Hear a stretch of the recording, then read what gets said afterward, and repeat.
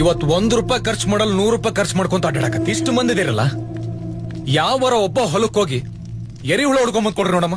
ಎಷ್ಟಿತ್ತು ಎತ್ತು ಎಮ್ಮಿ ಆಕಳ ಸಾಕಾಕ ಬ್ಯಾಸರ ನೋಡ್ರಿ ನಮಗ. ಇರೋ 4 ಎಕರೆ ಹೊಲಕ್ ಲೋನ್ ತಗ್ಸಿ ಟ್ರಾಕ್ಟರ್ ತಂದು ಮನೆ ಮುಂದೆ ಬಿಡದು. ದುಡ್ದಿದ್ದೋಟು ಅದ್ರ ಸಾಲ ಅಸಲು ಬಡ್ಡಿ ಕಟ್ಟ. ಆ ಕಂಪ್ನಿಯವ್ರಿಗೂ ಇದ ಬೇಕಾಗೈತ್ರು.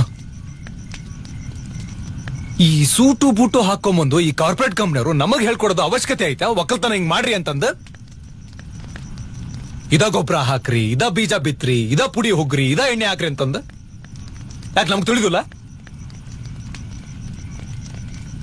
ಇವತ್ತು ಆಸೆ ತೋರಿಸಿ ನಾಳೆ ಕೈಯಾಗ ಚಿಪ್ ಕೊಡ್ಲಿಲ್ಲ ಅಂದ್ರೆ ಇವತ್ ನಾ ಹೇಳೋದ್ರಾಗ ಏನಾರ 1% ತಪ್ಪಿತ್ತಪ್ಪ ಅಂದ್ರ ಗೌಡ ಹೇಳಿದ್ನಲ್ಲ ಹಂಗ ನಾನು ಊರ್ ಬಿಟ್ಟು ಹೊರಗೆ ಹಾಕದಲ್ಲ, ಇಲ್ಲೇ ನಿನ್ ಜಗದ ಮೇಲೆ ಅಡ್ಡಾಡ ಕತ್ತರಿಸ್ ಹಾಕ್ರಿ. ನಾ ಒಂದ್ ಮಾತು ಕೇಳೋದಿಲ್ಲ. ಇವತ್ ನಮ್ ಪರಿಸ್ಥಿತಿ ಹೆಂಗಾಗೈತಪ್ಪ ಅಂದ್ರ